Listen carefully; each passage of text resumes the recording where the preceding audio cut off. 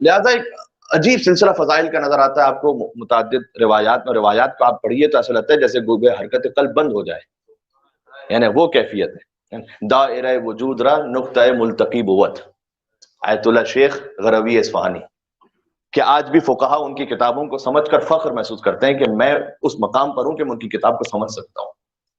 تو وہ عظیم الشان مرجع تقلید. انہوں نے بیوی کے لیے جو شان میں اشعار کے اس میں سے ایک شعر یہ کہا کہ دائرہ وجود را نقطہ ملتقی بوت. اگر ویسے عام کسی شاعر کا شعر ہوتا شاید پڑھنا بھی اس کو سمجھانا بھی بڑا مشکل ہو جاتا، لیکن چونکہ اتنے بڑے مرجع تقلید کا شعر ہے لہٰذا میں بڑے اعتماد کے ساتھ پڑھ رہا ہوں کہ دائرہ وجود را نقطہ ملتقی بوت، یعنی جو دائرہ وجود ہے نا اس میں جو واجب اور ممکن کی حد ہے، اس ممکن اور واجب کی حد کی ملاقات کا نام ہے فاطمہ زہرا سلام اللہ علیہا. وہاں تک لہذا حضور کو معراج پر بلایا تھا اس تحفے کو لینے کے لیے. سبحان اللہ.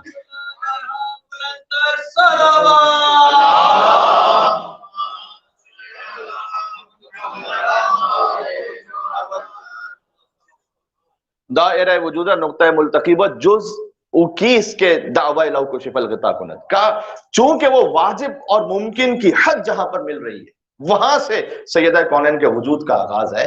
کہ لہٰذا علی ابن ابی طالب کی طرح سزاوار ہے سیدہ کونین کے لیے بھی کہ وہ بھی لو کو شفل غطا لمسدت تو یقینہ کا دعویٰ کرتے ہیں کہ اگر زمین و آسمان کے حجاب میری نگاہوں سے ہٹ جائے تو ذرہ برابر نہ علی کے یقین میں اضافہ ہونے والا ہے نہ فاطمہ کے یقین میں اضافہ ہونے والا ہے، کیونکہ کوئی گنجائش ہی نہیں ہے کہ مزید یقین میں اضافہ ہو. علی یہ وہ مقامات ہیں. اللہم صلی علی محمد.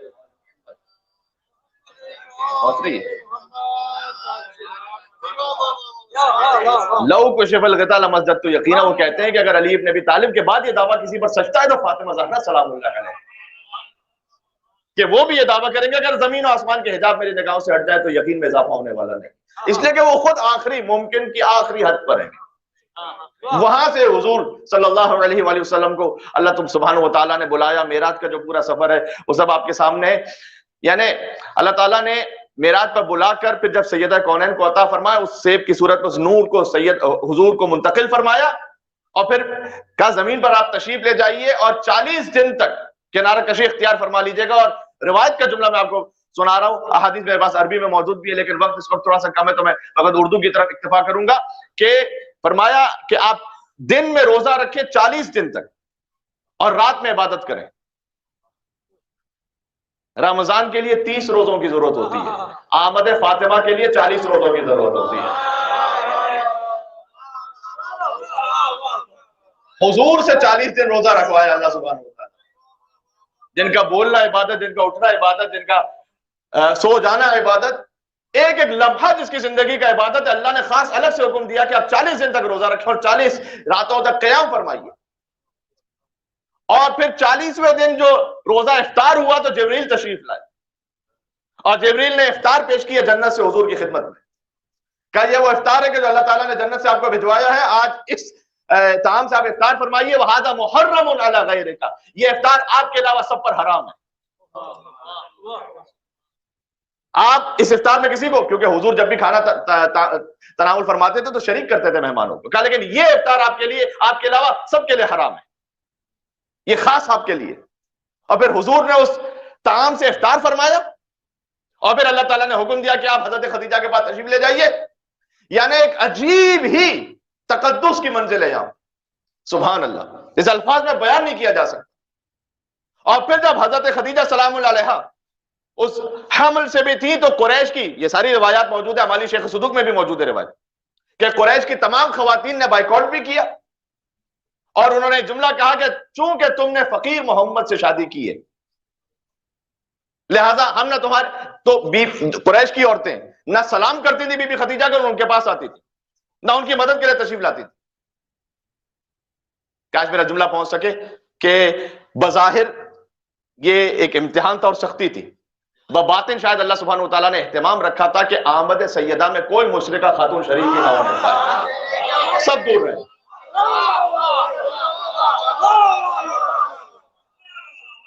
اللہ اکبر.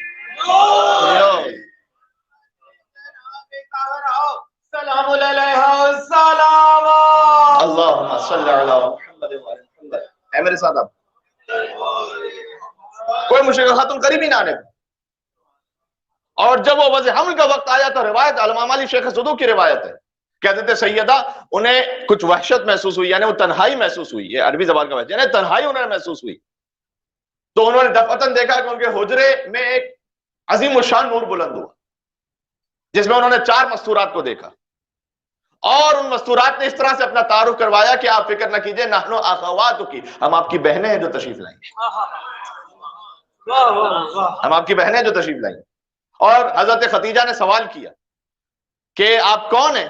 تو پہلی خاتون نے جواب دیا کہ انا آسیہ بنت مزاحم، میں آسیہ ہوں. نہیں، پہلی بیوی نے تو کہا کہ میں سارہ ہوں.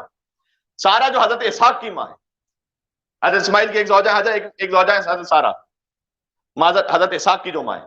تو حضرت اسحاق کی جو ماں ہے وہ حضرت سارہ، وہ خدمت کے لیے تشریف لائی ہیں.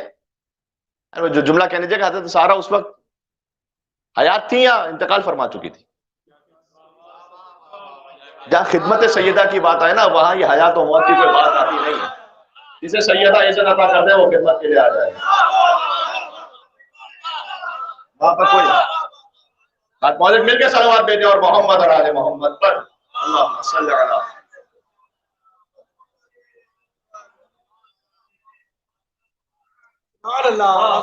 ایک بی بی نے کہا کہ میں سارہ ہوں، ایک نے فرمایا کہ میں آسیہ ہوں، آسیہ بنت مزاحم. اور حضرت سارہ ہی نے یہ کہا کہ یہ آپ کی رفیق، حضرت خدیجہ سے، کہ یہ آپ کی رفیق ہوں گی جنت میں بھی. لہذا روایت میں ملتا ہے کہ حضور کی جو جنت میں ازواج ہیں، یہاں تو جو ازواج ہیں ان کے لیے تو پھر ایک بڑی تاریخی طور پر بحث ہے، لیکن جو جنت میں حضور کی زوجہ بننے کے لائق ہیں وہ دنیا کی ازواج میں سے ایک ہی زوجہ ہے جن کا نام حضرت خدیجہ سلام اللہ علیہ. باقی حضرت آسیہ جو فرعون کی زوجہ ہے، لیکن اللہ نے قرآن میں مومنوں کے لیے مثال بیان کیا ہے، وہ زوجہ ہوں گی جنت میں سرکار ختمی مرتبہ کی. تو فرمایا کہ یہ آپ کی رفیق ہے جنت میں بھی. اور پھر فرمایا حضرت صفورہ بنت شعیب، روایت میں بعض اور بھی نام ہے لیکن میں مالی شیخ صدوق سے پڑھ رہا ہوں روایت. اور حضرت مریم بنت عمران، حضرت مریم جو سیدہ ہیں اپنے زمانے کی، جو اپنے زمانے کی سیدہ ہیں، وہ میری بیوی کی ماں کی خادمہ ہے.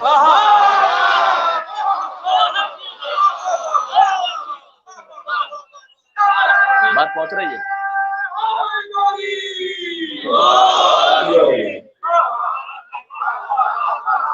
یہ ہے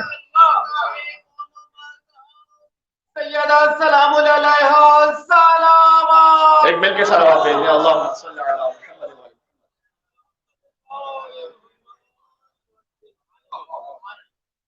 اور روایت میں پھر یہ ملتا ہے کہ ایک بی بی دائیں طرف رہی اور ایک بی بی بائیں طرف رہی حضرت خدیجہ کے، اور ایک بی بی سرہانے آئی اور ایک بی بی پائنتی آئی.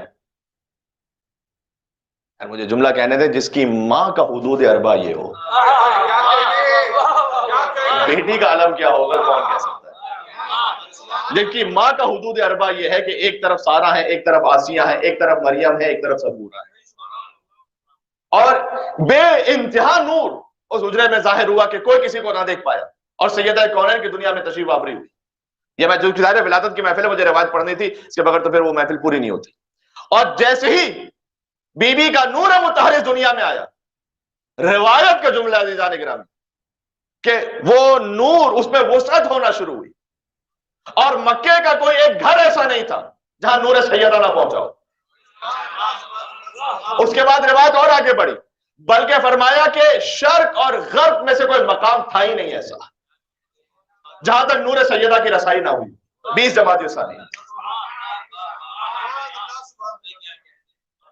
یہ نور پہنچا، سب تک پہنچا. لیکن اور اللہ تعالیٰ کا اہتمام ہوتا ہے. اب دیکھیں مکہ میں تو کفار تھے بہت سے، ان کے گھروں سب تک نور وہ پہنچا. سیدہ کا جو نور تھا وہ سب اسے پورے مکے کو روشن و منور کر دیا. جو اس کی مثال ایسی، جناب سوچئے کہ آج سے 40-50 سال پہلے تک کس نے یہ سوچا ہوگا کہ میلبرن کی سرزمین پر 20 جماعت ثانی نور حضرت سیدہ کونین کا جشن منایا جا رہا ہوگا، وہ بھی ایک جگہ پہ نہیں، کئی متعدد ماشاءاللہ مقامات پر. لیکن اللہ تعالیٰ نے اہتمام کر دیا نا، تو یہ اللہ تعالیٰ بسا اوقات اہتمام کر دیتا ہے کہ جہاں حتیٰ یہ کہ اس وقت عالم کفر بھی ہے، لیکن بہرحال سیدہ کا نور ہدایت ہر جگہ پہنچا. شرق میں اور غرب میں روایت میں کہ کوئی ایک مقام ایسا نہیں بچا تھا کہ جہاں پر وہ نور نہ پہنچا، اور وہ خاص نور ایسا آسمانوں پر پہنچا. ایک ایک روایت میرے پاس عربی میں موجود ہے، میں لیکن آپ کے سامنے فقط ترجمے پر اکتفا کر رہا ہوں. جب وہ نور آسمانوں پر پہنچا تو ملائکہ نے ایک دوسرے سے یہ کہا کہ آج ہم وہ نور دیکھ رہے ہیں جو ہم نے کبھی اپنی زندگی میں دیکھا ہی نہیں. وہ ملائکہ جو خود نور کی مخلوق ہے میرے بھائی، جو خود نور کی مخلوق ہے، وہ آپس میں کہہ رہے تھے کہ ہم نے ایسا نور تو کبھی دیکھا ہی نہیں.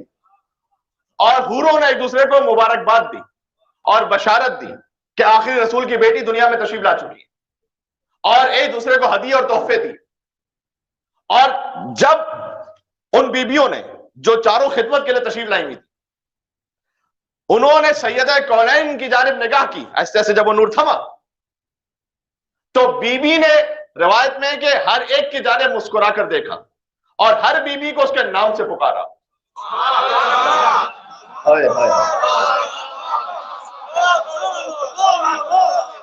اللہ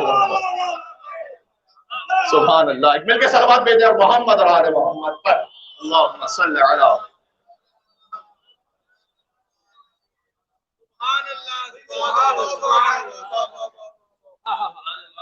بی بی نے ہر بیوی کو اس کے نام سے پکارا اور اسے سلام کیا اور اس کی جانب مسکراہٹ کے ساتھ دیکھا، ہر بیوی کی جانب. اور پھر کلمہ شہادت کو اپنی زبان سے جاری کیا. اور بی بی نے جو کلمہ پڑھا وہ ذرا سن لیجئے گا. بی بی نے یہ کلمہ اس وقت 20 جمادی الثانی کی روایت ہے جب بی بی کی آمد کی تاریخ ہے، ابھی بی بی دنیا میں تشریف لائیں اور انہوں نے کلمہ یہ پڑھا کہ اشہد ان لا الہ الا اللہ واشہد ان ابی محمد رسول اللہ واشہد ان بالی علی ولی اللہ وامیر الملک واشہد ان ولدی سبتم من البر. یعنی یہ کہ میں گواہی دیتا ہوں کہ خدا خود دیتی ہوں، خدا کے سوا کوئی معبود نہیں. میں گواہی دیتی ہوں کہ میرے بابا محمد مصطفیٰ خاتم النبیین ہے. میں گواہی دیتی ہوں کہ میرے شوہر علی ابن ابی طالب ولی اللہ اور امیر المومنین ہے. اور میں گواہی دیتی ہوں کہ میرے بچے تمام انبیاء کے بچوں کے سردار ہیں.